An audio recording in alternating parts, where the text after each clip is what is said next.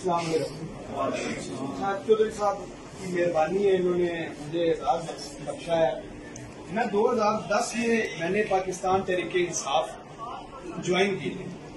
नजरिया यही था, इमरान खान का जो इंसाफ का नारा उसने लगाया था, तो हम नौजवानों का एक बहुत बड़ा ग्रुप था। उस वक्त मैं अपनी यूनिवर्सिटी में भी मेरे साथ बहुत ज्यादा नौजवान थे, हम एक्टिव हुए। 2010 में हम आशियाना सेंटर जो कि पाकिस्तान तहरीके इंसाफ का वर्कर साहब चौधरी असगर साहब जो एक नहायत ही मुखलिस वर्कर है वो भी पार्टी के, वहां जब मैं गया तो मैंने देखा कि वहां पे भी यही कुछ हो रहा था। 2010 की मैं बात कर रहा हूँ।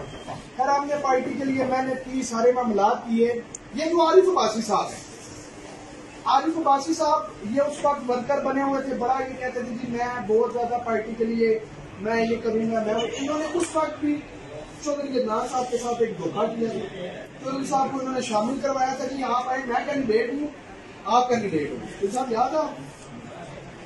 अच्छा, अब मामला ये है कि अब ये जो टिकट जारी हुआ है, आरिफ अब्बासी साहब को टिकट जारी हुआ है। मैं नजरिए पे बात कर रहा हूँ कि हमारा नजरिया क्या है, तहरीके इंसाफ का नजरिया के इंसाफ। आरिफ अब्बासी साहब को IDA से क्यों हटाया गया? चौधरी अदनान साहब को जब रेवेन्यू का जो जिम्मेदारी दी गई वो चेक करें और आरिफ अब्बासी के जो मामलात हैं वो चेक करें। मैं सबसे ज्यादा जिस चीज का मुखालिफ हूँ कि हमें पाकिस्तान तहरीके इंसाफ में किसी भी हल्के में लाल हवेली का भिखारी नहीं चाहिए, हमें इमरान खान का खिलाड़ी चाहिए।